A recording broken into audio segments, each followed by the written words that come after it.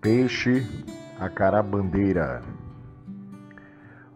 O aquarista do século XXI tem à sua frente a responsabilidade de contribuir com a continuidade não só do hobby, mas da vida em nosso planeta. Então, você que ama o hobby do aquarismo, a criação de peixes, se inscreva em nosso canal, curta e compartilhe os nossos vídeos, venha participar do nosso grupo, divulgando os seus conhecimentos, produtos de aquarismo e piscicultura. Então, meu muito bom dia, boa tarde ou boa noite, para quem está assistindo esse vídeo. O meu hobby, a minha paixão é o aquarismo, a pesca, a criação, o aprendizado, o conhecimento e curiosidade sobre vidas aquáticas.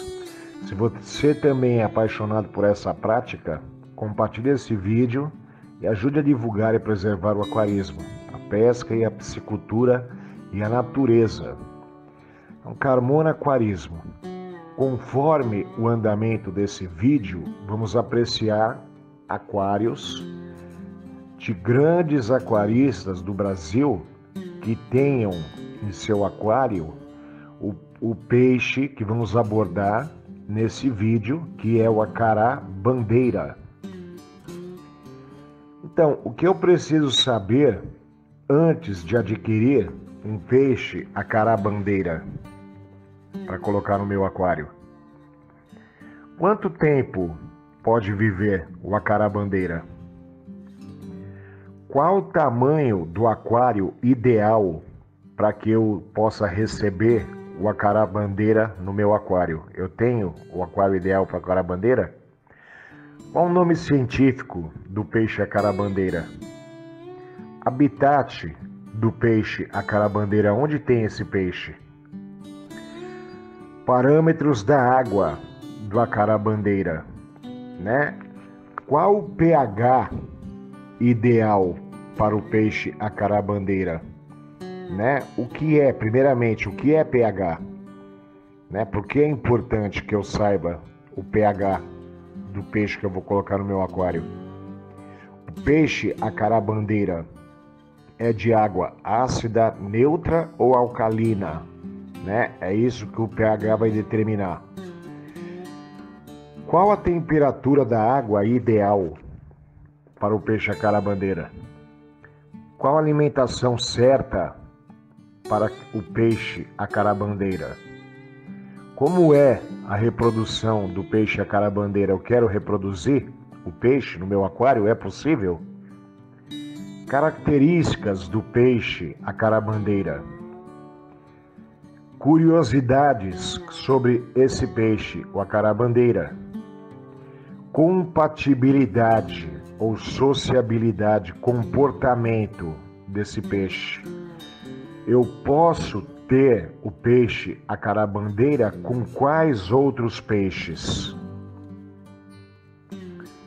Quanto custa, em média, uma acarabandeira? Segundo pesquisa aí que eu fiz na internet, de acordo com as características, o tamanho e o tipo do acarabandeira vai de 10 a 70 reais. Qual tamanho pode ficar um acarabandeira? Então, acarabandeira é Pterophyllum scalare. Classificação: classe Actinopterygio, ordem do Peciformes, e é da família Cichlidae. Nomes comuns que esse peixe recebe: então, acarabandeira, buchuari, carabandeira, xarel, escalare e piraquê. Distribuição e habitat. carabandeira é encontrado na América do Sul, bacia do rio Amazonas, ao longo dos rios Ucayali, Rio Solimões, Rio do Amapá, Brasil, Rio Oiapoque, na Guiana Francesa, Rio Essequibo, na Guiana, países Brasil, Colômbia, Guiana Francesa, Guiana e Peru. Introduzido e estabelecido no Fiji e Suriname.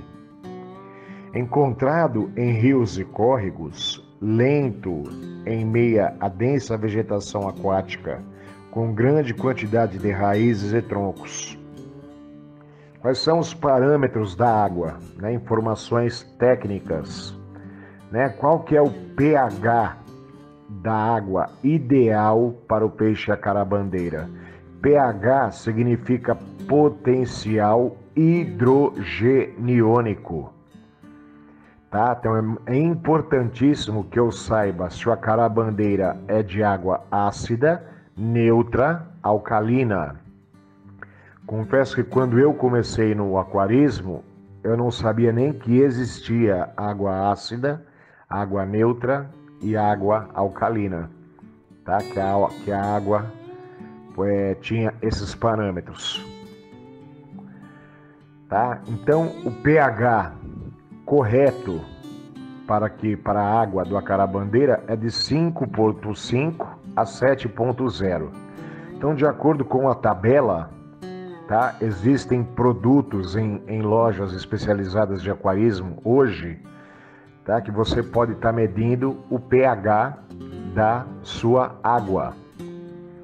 Tá? Então, de acordo com a tabela de 5,5 a 7,0, o acarabandeira é um peixe de água ácida, tá? Até levemente neutra. Tá? Então, a neutra chega a 7,5. De acordo com essa tabela aqui que eu pesquisei, é 5,5 a 7,0. Então, é um peixe de água ácida. Qual é a dureza da água para o peixe acarabandeira? Também existe dureza da água, né? A dureza da água da acarabandeira varia de 5 a 13. Tá? Então, segundo a tabela de GH, né, que eu vou estar colocando aí no vídeo, tá, que determina a dureza da água, e existe também no mercado hoje de aquarismo produtos que você pode estar medindo a dureza da água do seu aquário, bem como o QH também, que é muito importante, né? De 5 a 13 varia da água macia, tá, até média, tá? Ou início na tabela aqui meio dura, tá? Então determina que a acarabandeira é de água mole. Qual é a temperatura ideal da água do peixe acarabandeira? Temperatura ideal do peixe acarabandeira vai de 24 graus Celsius a 30 graus Celsius. Tá? Todos esses parâmetros de água se assimilam à água que esse peixe habita, tá? De forma natural, tá? Assim como o acaradisco, né? Então, segundo a gente leu aqui nesse texto, né, que o acarabandeira tem a distribuição e habitat no rio Amazonas, Solimões, tá? Esses rios no norte do Brasil são de águas ácidas, tá? Então, esses parâmetros e até a temperatura segue o ambiente natural desse peixe. Qual é o tamanho que um peixe acarabandeira pode alcançar? Varia de acordo com a espécie, tá? Mas o tamanho adulto aí de uma maior espécie de acarabandeira de 15 centímetros, pode alcançar até 15 centímetros, comum 12 centímetros, tá? Quanto tempo pode viver um peixe acarabandeira? Expectativa de vida de 7 a 10 anos, tá? Isso varia também de acordo se o acarabandeira está no aquário, né? De acordo com os parâmetros da água, a temperatura certa da água, a alimentação certa dessa água, tá? Bem como manutenção do aquário, tá ok? Aí você vai poder manter e curtir aí o seu peixe aí ao máximo de tempo de vida que ele pode sobreviver. Comportamento do peixe acarabandeira. Ele é um peixe territorialista, com os da mesma espécie e semelhantes. Pacífico com os demais. Por serem animais gregários, necessitam ser mantidos em pelo menos 5 indivíduos. Tá? Então é um peixe de cardume, né? Outra coisa importante é escolher seu cardume e mantê-los juntos desde pequeno. Caso possua vários adultos e queira colocar um filhote novo, ele pode não ser aceito pelo cardume, tá? E apanhar muito. Como consequência, ele se isola. Ele não consegue comer normalmente. Tem o sistema imunológico comprometido e pode ficar doente e morrer. Ou então, o bandeira adulto dominante do cardume pode chegar a bater no mais novo ao ponto de matá-lo. Tá? Então, o ideal é colocar, quando for colocar esse peixe, se for colocar mais de um peixe no seu aquário, é colocar ao mesmo tempo, né? Para que eles se acostumem ao ambiente, né? E que um não bata no outro. Compatibilidade, tá? Então, eu posso pôr o acarabandeira com outros peixes. Evite companheiros muito agitados e conhecidos por mordiscarem as nadadeiras de peixes mais lentos e também os de tamanho diminutivo, que podem virar refeições de bandeiras maiores. Tá? Evite companheiros muito agitados e conhecidos por mordiscarem, porque esses podem perseguir e incomodar os acarás bandeiras, levando ao estresse. Manutenção em aquário é relativamente fácil, né? Qual o aquário ideal para ter o peixe acará bandeira?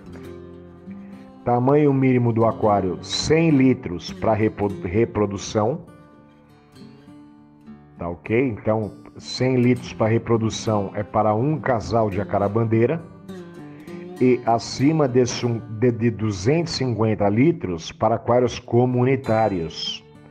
Por serem de porte grande e cardume, o aquário deve possuir bastante espaço para nadarem, portanto, de preferência, sempre aquários com no mínimo 1 metro de frente. Tá? Então, 1 metro de comprimento, 100 centímetros. O aquário deverá estar munido de troncos e raízes, preferencialmente com plantas altas formando refúgios, espécie gregária, deverá ser mantido em pelo menos 6 indivíduos. Tá? O fato aqui de estar mencionando que o aquário deverá ter troncos, por exemplo, tá? Existe um outro vídeo aqui em nosso canal que é Criamos Água ou Criamos Peixes, né? Então, segundo estudos, né, que é muito importante você estar estudando antes de estar determinando a fauna que você quer no seu aquário, a gente leu aqui que o acarabandeira é um peixe de água mole, né, em seu GH. E o tronco, tá ok, é um acessório que transforma, tá? Ele deixa a água, ele adapta a água ao GH mole, tá ok? E também estabilizando o GH nessa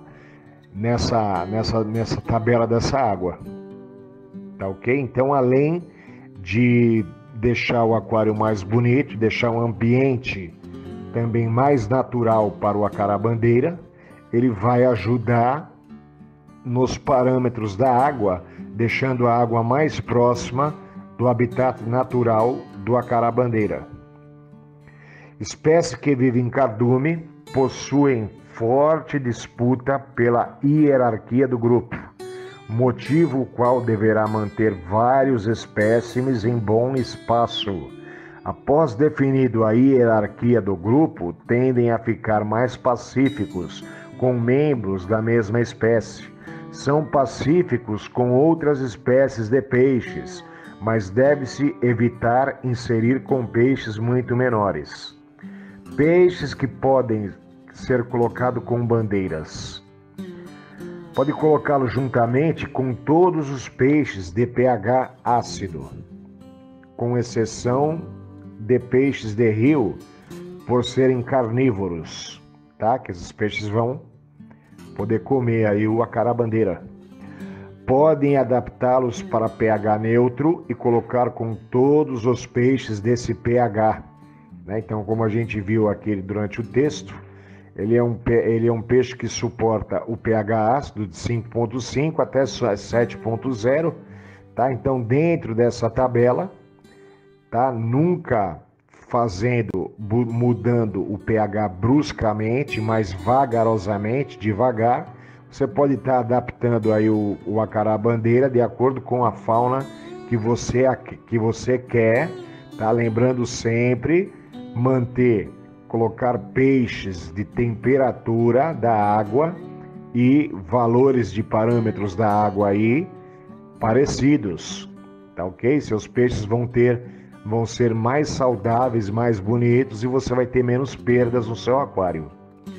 Não recomendamos colocá-los em pH alcalino, tá? O pH alcalino diminui sua expectativa de vida, tá? E exposto há anos aí, irá maltratá-los, tá? E até matá-los silenciosamente, forçando sua natureza. Com tetras pode-se colocar se o acarabandeira for pequeno. Grandes podem comer os tetras pequenos. Alimentação: onívoro.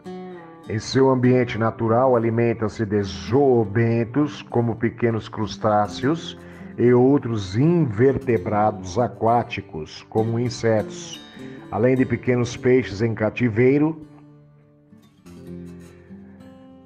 Além de pequenos peixes. Em cativeiro, ele se alimentará de alimentos secos, deve-se fornecer alimentos alternativos, periodicamente, como artêmias vivas ou congeladas. Como é a reprodução e o dimorfismo sexual desse peixe? Reprodução: ele é ovíparo, atinge a maturidade sexual em torno de 10 a 12 meses de vida. Formado o casal, irão escolher e limpar o local para a desova. Normalmente, algum objeto de superfície plana, como folhas, pedras, rochas ou mesmo vidro. A fêmea irá liberar ovos adesivos e o macho irá fertilizar em sequência. Passando esse ritual, o casal irá oxigenar os ovos constantemente e defendendo de todos os intrusos que se aproximarem. Sempre que um ovo aparece fungado, apresentar sinais de fungos, um dos progenitores, ou o pai ou a mãe, encarrega-se de o retirar de modo a evitar a propagação exponencial aos outros ovos. A eclosão ocorre em 2 dias e as larvas permanecem no saco vitelino por mais 4 a 5 dias, tá? Se alimentando desse saco vitelino. Então, durante esses primeiros 4, 5 dias, não há necessidade de se alimentar os alevinos de acarabandeira. Quando logo mais estarão nadando livremente, sob supervisão dos pais. Os pais costumam cuidar da progenie pelas próximas semanas. É recomendado usar um filtro interno de espuma ou então Perlon na entrada do filtro externo do aquário de reprodução para evitar que este sugue os filhotes.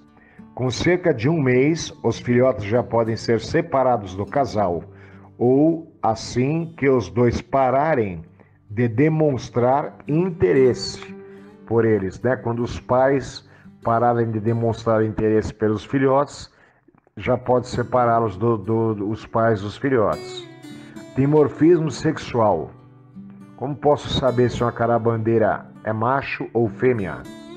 Seu dimorfismo sexual não é evidente, exceto em época de reprodução, onde fêmeas apresentam o ovopositor largo e virado para trás, e os machos têm o espermoderme fino e virado para frente.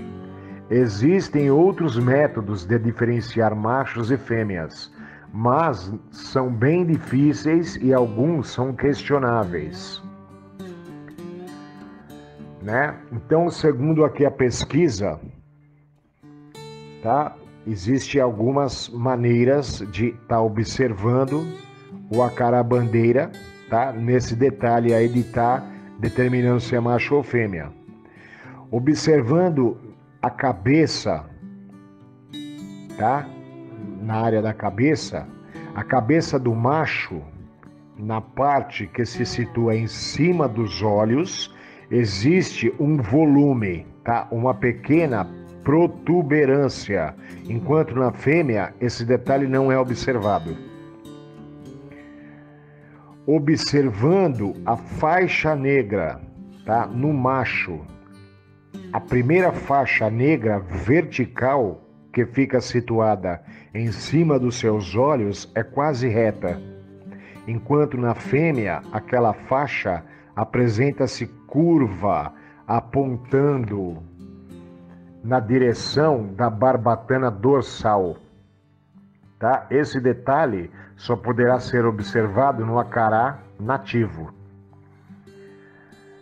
Uma observação 3 aqui, observando as barbatanas. Na fêmea, o espaço que existe entre as barbatanas ventral, em forma de filamentos, e o começo da barbatana anal é maior, enquanto no macho esse espaço apresenta-se menor e mais fechado.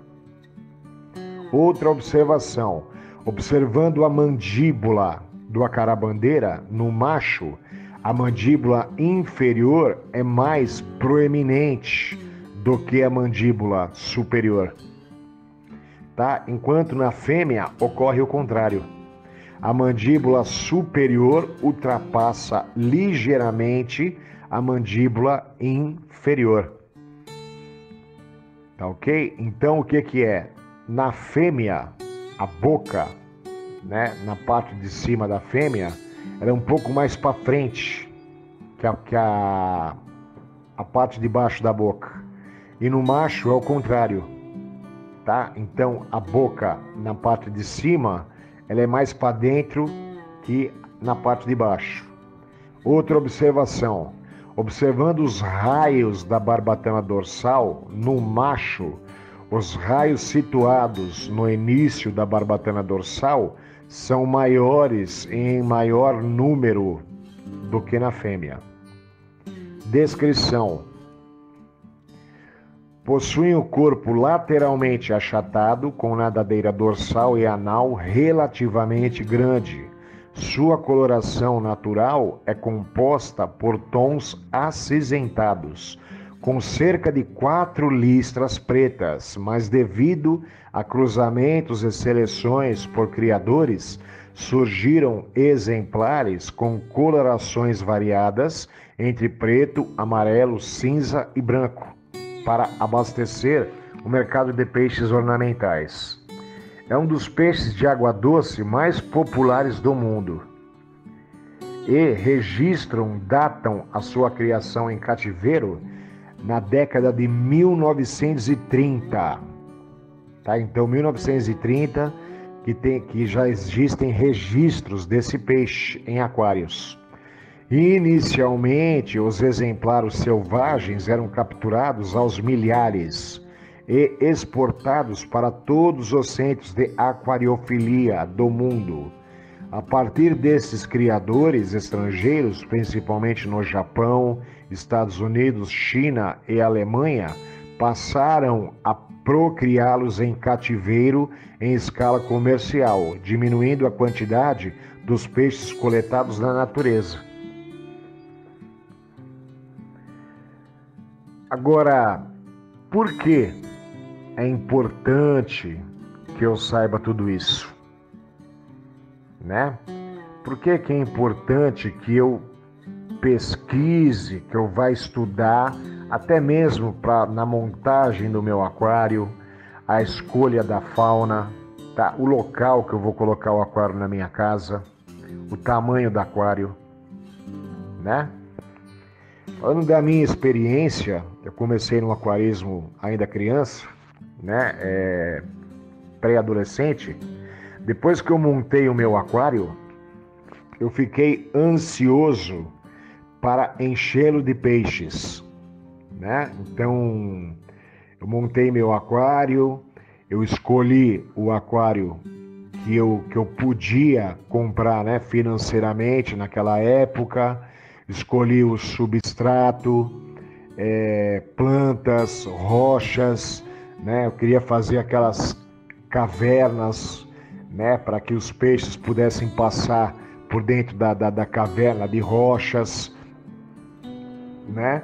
E na época que eu comecei no aquarismo, era aquela época que só tinha aquela bombinha de ar, com aquela pedra porosa, né?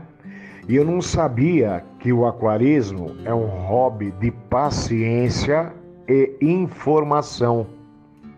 O meu erro sempre foi comprar os peixes sem saber as informações corretas sobre esses peixes. E eu nem sabia que eu precisava aprender sobre isso, tá?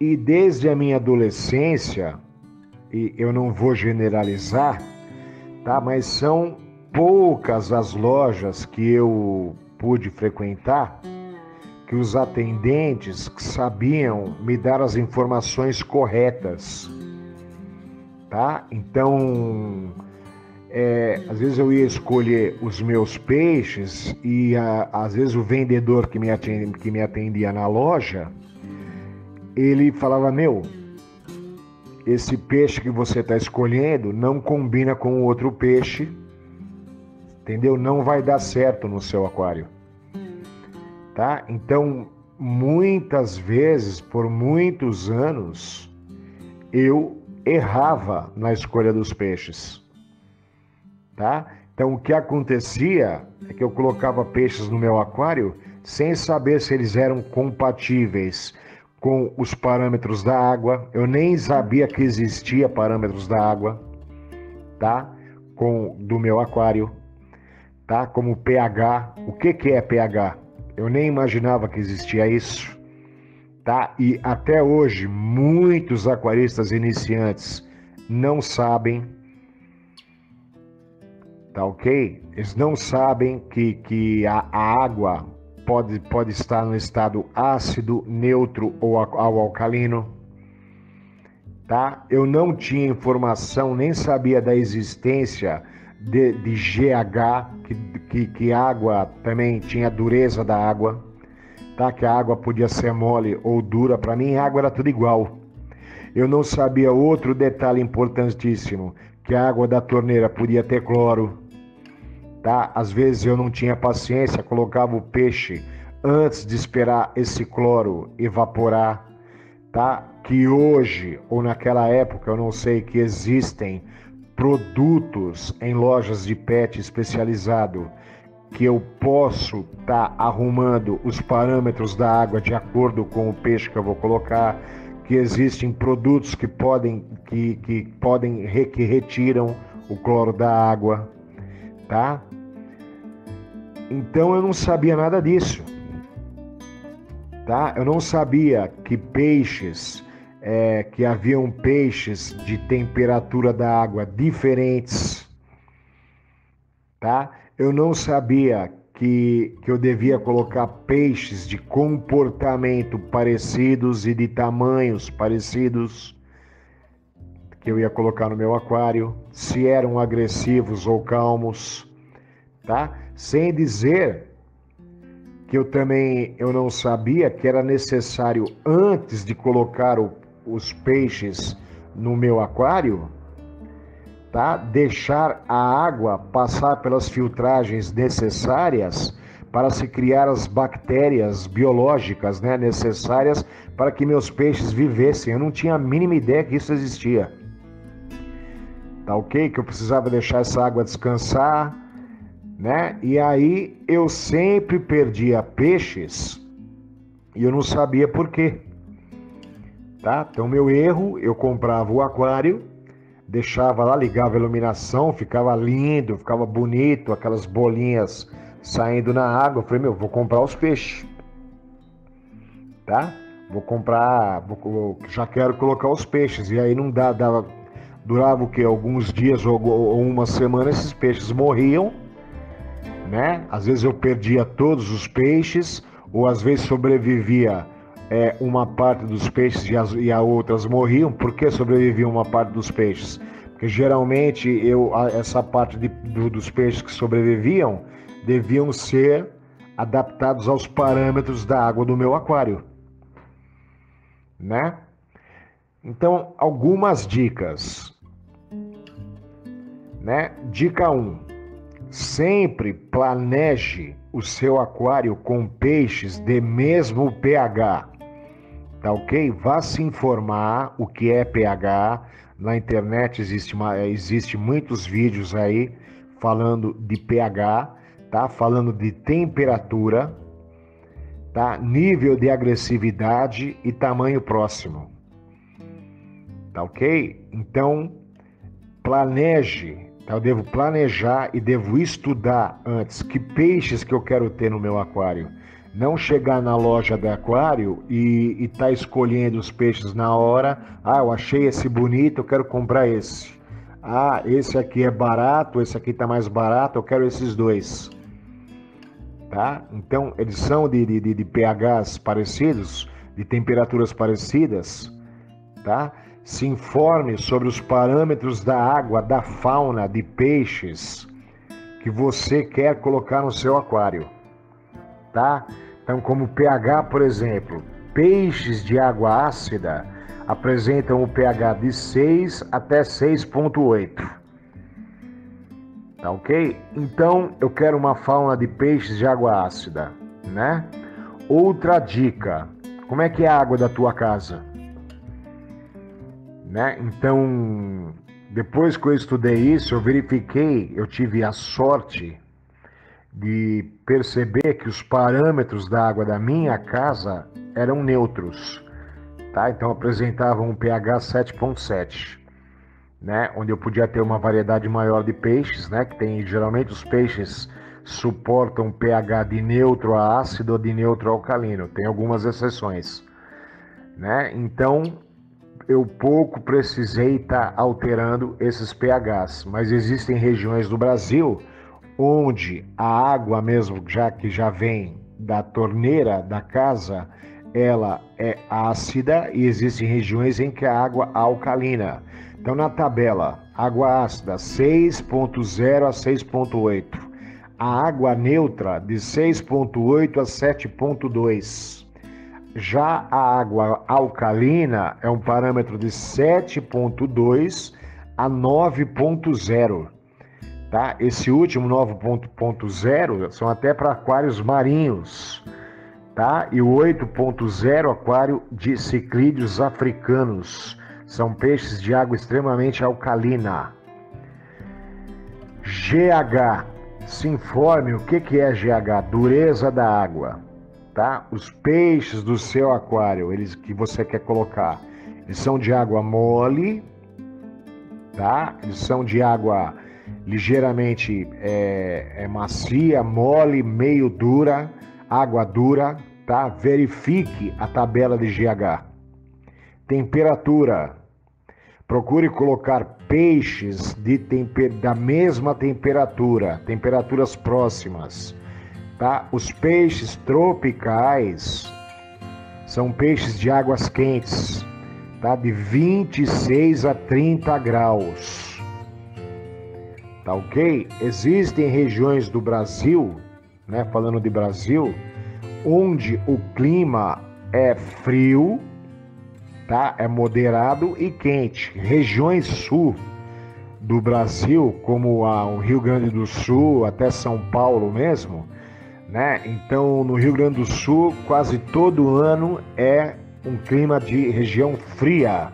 Se eu quiser ter peixes tropicais, eu vou precisar, tá? Que isso também é muito importante, de um termostato, tá? Que vai fazer parte do equipamento do meu aquário.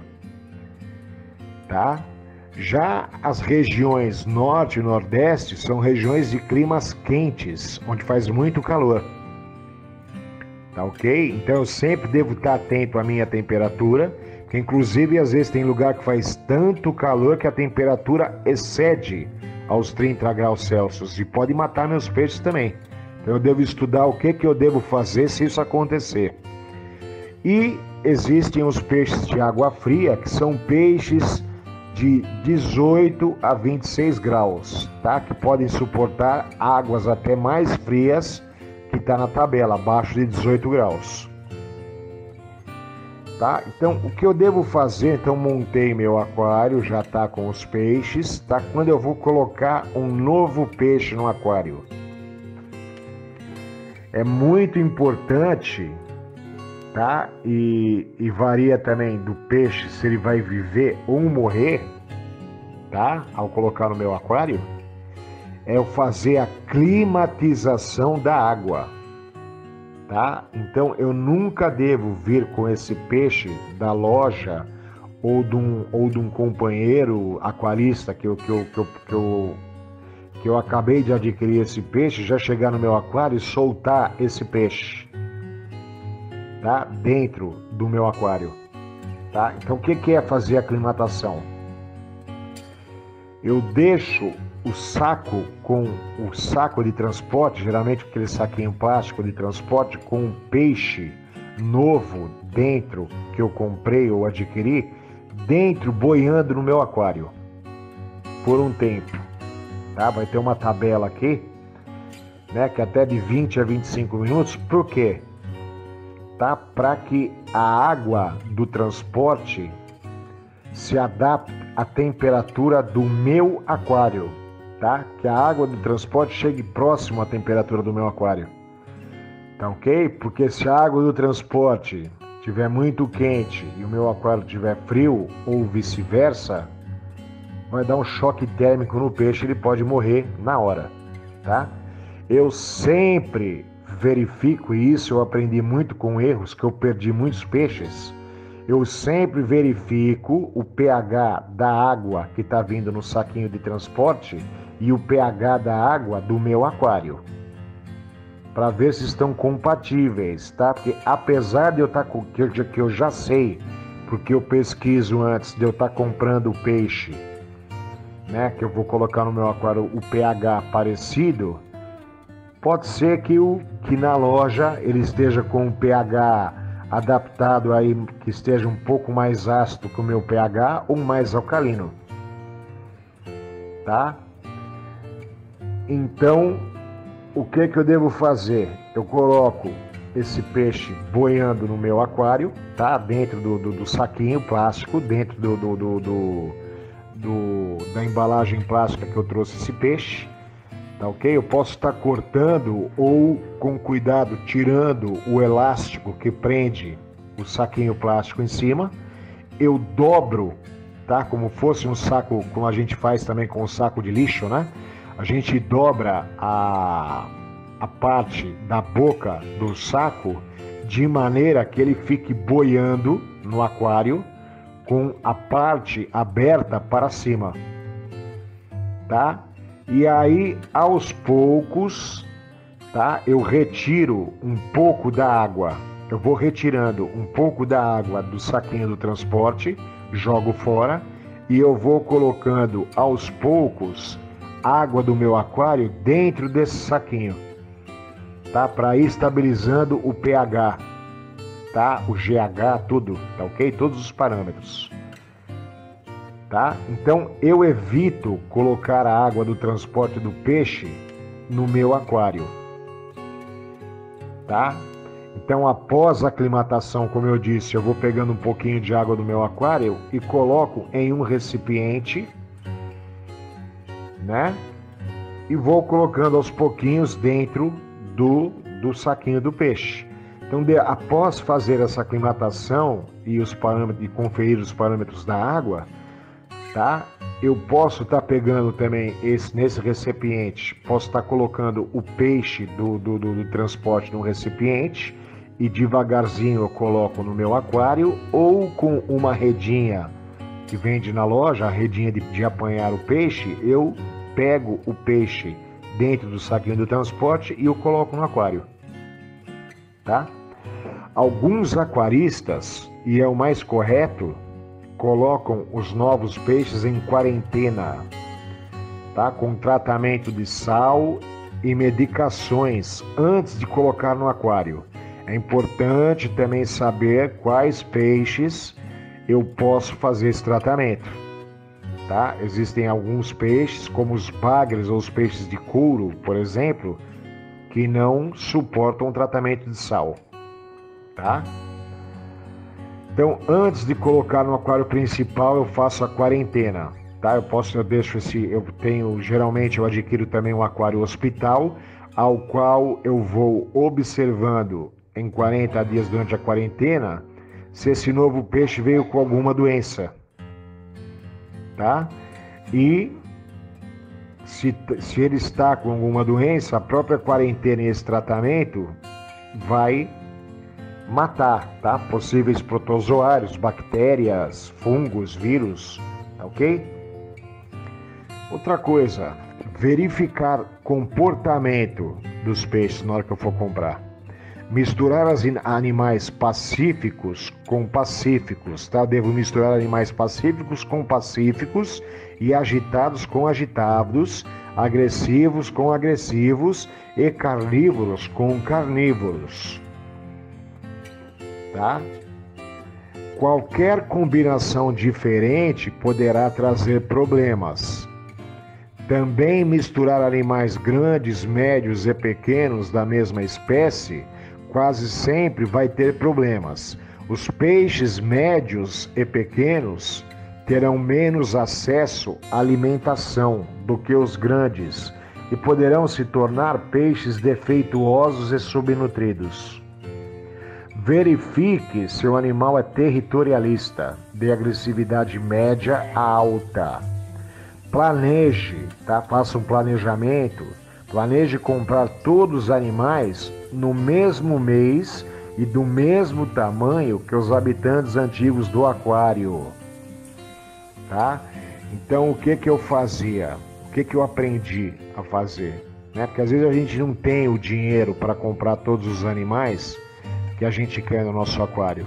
Então eu deixo o meu aquário ciclando, né? Eu adquiro todos os equipamentos necessários para o meu aquário e eu vou juntando o dinheirinho e depois eu vou lá e já procuro comprar a fauna inteira e introduzo no meu aquário, tá? Para assim ele se adaptando ao ambiente e se adaptando um ao outro também, um peixe ao outro,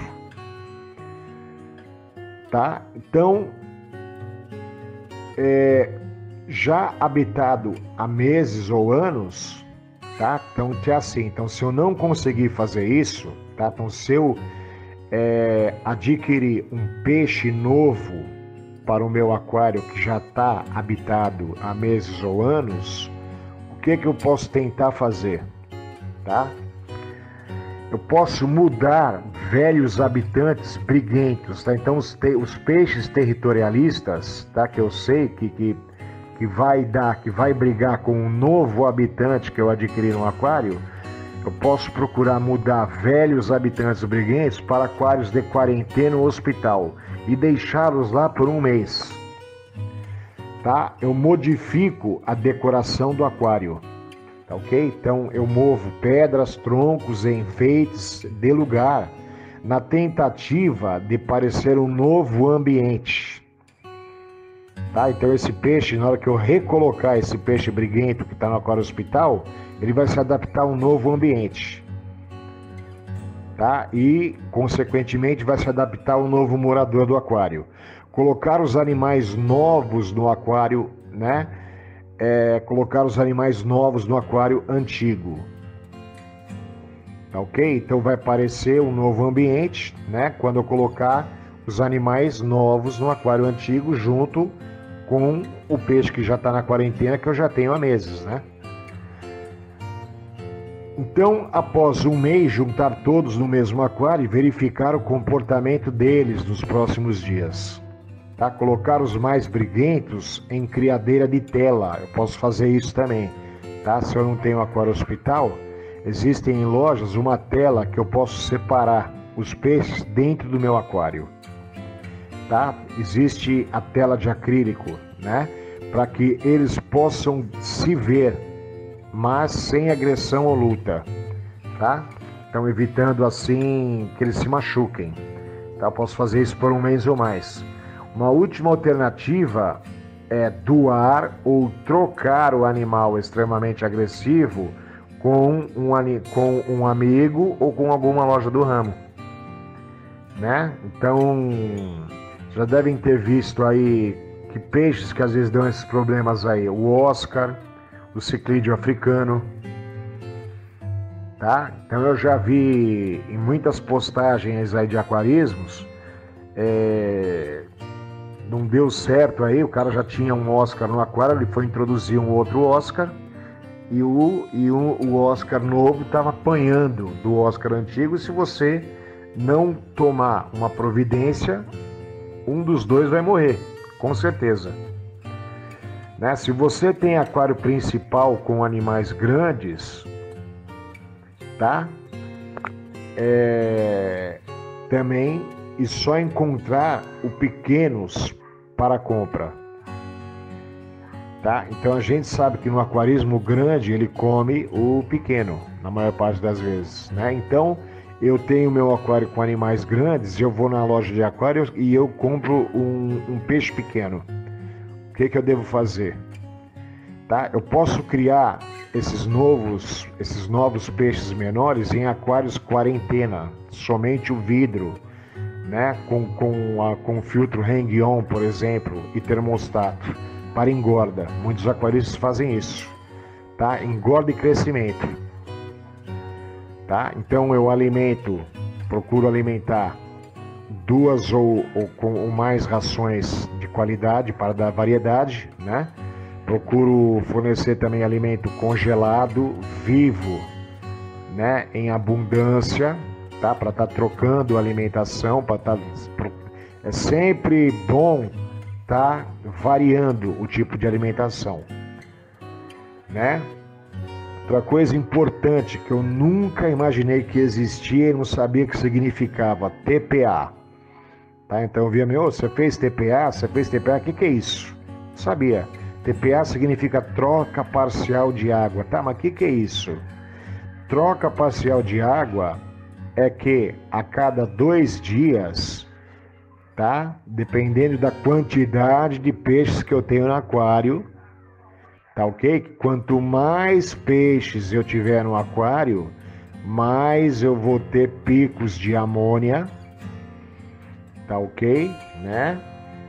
E quanto menor o meu aquário, também. Então, quanto mais água, mais fácil. Quanto maior o aquário, mais fácil para que eu estabilize os parâmetros.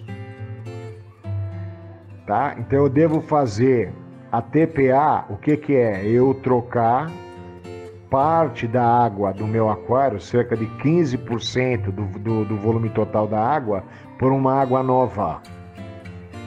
Tá? Agora, essa água nova também deve estar com os parâmetros parecidos com as do meu aquário. Existem produtos, tá, para isso, tá? Que eu posso estar colocando no TPA, na água do TPA do meu aquário. É importante que essa água também esteja sem o cloro, tá? Eu devo verificar isso aí. Importante que eu tenha um reservatório, que eu deixe essa água descansando para que eu coloque e introduza essa água nova no aquário. Uma outra informação, né? A gente falamos do sal, tá? O sal é um ótimo tratamento para peixes de escama, tá? Então eu não devo, onde que eu não devo utilizar o sal? Tá? Para peixes de couro, como cascudos, bótias, corredoras, entre outros, tá? Então, bagres em geral também, pirarara, pintado, tá? Então, cerca de 5 a 9 meses estarão juvenis e com tamanho de competição, voltando a falar agora da compra dos peixes pequenos, para que eu possa colocar junto com os que já estão grandes, né? Depois de 5 a 9 meses, eles já estarão juvenis e com tamanho de competição com os outros animais adultos no aquário principal. Ok? Então, essa foi aqui um vídeo de informações gerais aí, né? E aprendizado, curiosidade, tá ok? Né?